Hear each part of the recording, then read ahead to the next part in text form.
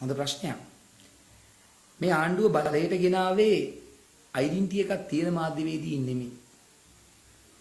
හැම වෙලාවකම සමාජ මාධ්‍ය තුලින් දේශපාලන බලය මාරු කරගන්න වැඩිම උනන්දුවක් දක්වපු පක්ෂය තමයි ජවිපේ. සිංහරාජය අසල පාරක් කපනවා කියලා ආණ්ඩුව හෝ පෞද්ගලික රූපවාහිනී නාලිකා නෙමෙයි මේ රටේ සමාජ මතය හැදුවේ. ඔවුන්ටම සම්බන්ධ සමාජ මාධ්‍ය ජාලා විසින් ඔවුන්ටම සම්බන්ධ නිවේදකයන් සහ මාධ්‍යවේදීන් විසින් ඒ අයගේ උදව්වෙන් 3/2 ආණ්ඩුවක් අරගෙන අරන් මාස 6 යද්දිම කනට ගහනවා වගේ ඔහොම කියනකොට මට ආයෙ හිතෙන්නේ කොයි තරම් දිබිඩ්ඩුද කියලා.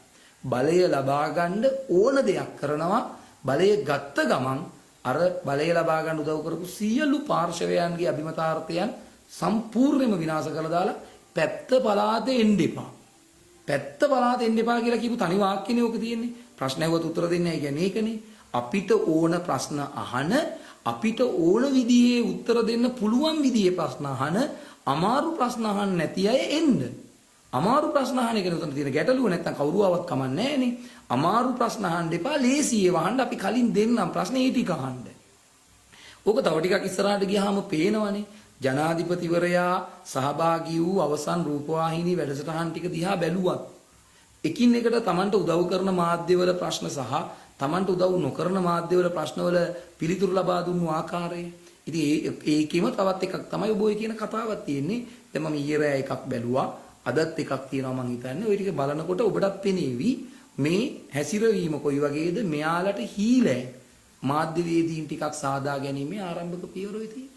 ඊට වඩා කියන්න දෙයක් නැහැ. නොදැනුවත්ව දේශපාලනය කරන්න ගිහින් ඇදගෙන නාමේ නැතුව දැනුවත්ව දේශපාලනය කරන්න.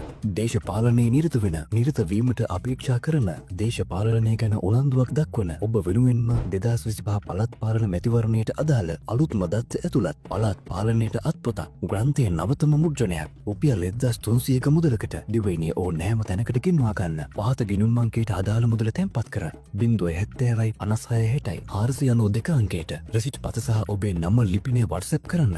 මතකයිනේ නොදැනුවත්ව දේශපාලනය කරන්න ගිහින් ඇදගෙන නාමේ නැතුව දැනුවත්ව දේශපාලනය කරන්න.